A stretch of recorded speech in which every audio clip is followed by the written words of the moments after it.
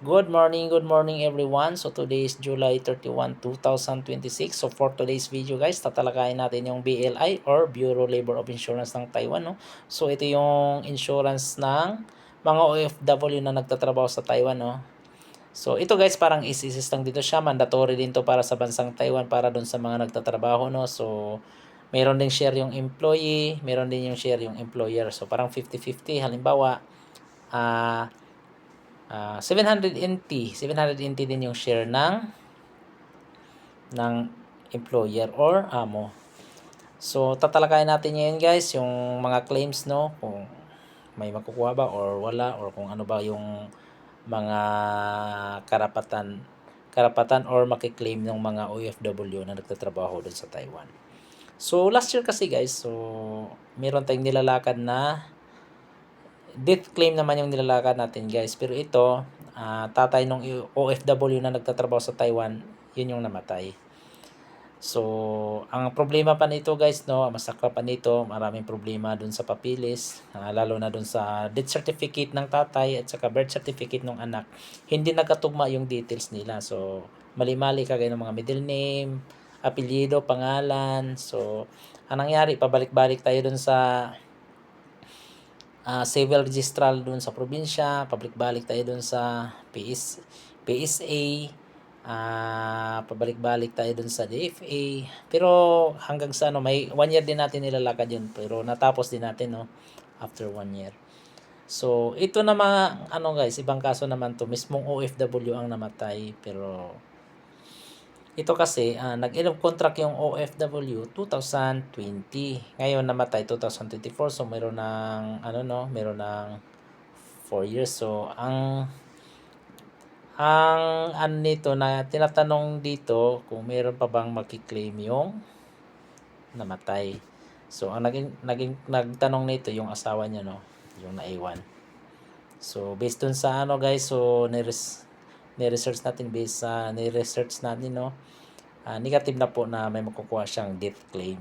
Pero meron siya makukuha pension. So, meron pa rin makukuha kay pension, no? Wala siyang makukuha death claim kasi nga 4 years. 4 years na from nag-end contract siya. Pero ang ano, kung ako nga doon, kung porsigido talaga, wala namang masama eh. Pwede naman natin i-inquire talaga kung meron siya makukuha. Pwede natin itanong doon sa BLI mismo. So, ganito guys, meron siya makukuha na ano, no, pension, no. Dalawang pension ang pwede niyang pagpilian guys, either mag-monthly pension siya or lump sum. So itong ano, yung monthly pension, ito yung buwanan. Ito yung buwanan na makukuha mo. Ito namang lump sum, ito yung isang bigayan na lang.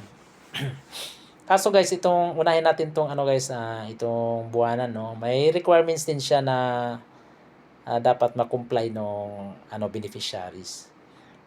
So dapat pag gusto mong ang ano pala ba guys, so, ang ano pala ito, pag mag-monthly ka, ang kagandahan lang din kasi nito pala, so sorry kagandahan lang pala nito is lifetime to, hanggat nabubuhay yung beneficiaries, meron siyang makukuha. Pero dapat, ang requirements nito, ito yung requirements dapat 45 above na yung edad mo. Tapos, meron kang anak na 18 years old below. Yan yung mga requirements, no? Tapos, nag-aaral yung anak mo. So, yun yung mga requirements. Tsaka, wag mag-asawa uli. Kasi once na mag-asawa ka, yung monthly pension mo, mapuputol din siya. So, hindi na lifetime. Doon na nag-end yung pension mo. So, pangalawa, ito yung lump sum. So, ito na yung kabuuan ng kung saan pa, one time, isang bigayan na lang. Ito yung kabuuan na hulog nung mister niya at saka share nung amo. Yung naipon na hulog, yun yung lump sum. So, yun yung makukuha niya ngayon. So, ito pa lang ano guys, no, para dun sa mga OFW na nagtatrabaho sa Taiwan na hindi pa nila alam, baka hindi nila alam. Umuwi sila sa Pilipinas, akala nila wala na silang makukuha, no, sa hanggang sa umabot sila ng ano.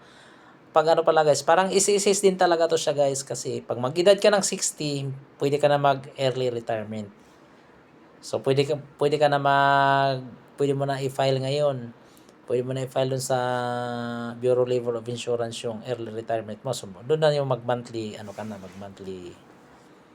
mag-monthly pension ka.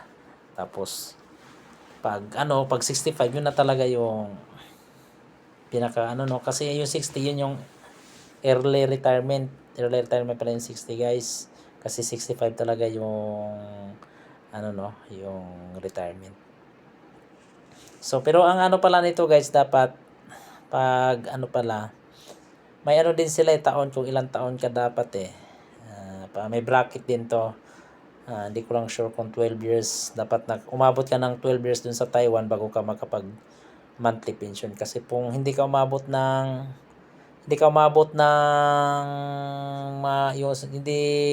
mo na meet yung bracket nila, hindi ka pwede mag monthly.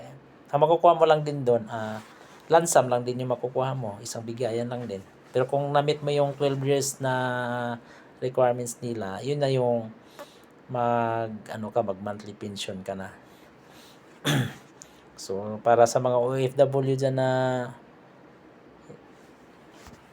hindi nakakaalam, so meron kayo makukuha pala guys no. So yun lang guys, kahit nag-contract kayo dun sa Taiwan, pag umuwi ka dito sa Pilipinas, pag umabot kayo ng 65, meron kayo makukuha ka. Kahit 3 years lang kayo doon, 4 years, meron kayo makukuha ang pension. Wala kayong makukuha ang death claim, pero yung pension meron. So yun lang guys, so sana nakatulong no. So good luck sa atin lahat no. So have a good day.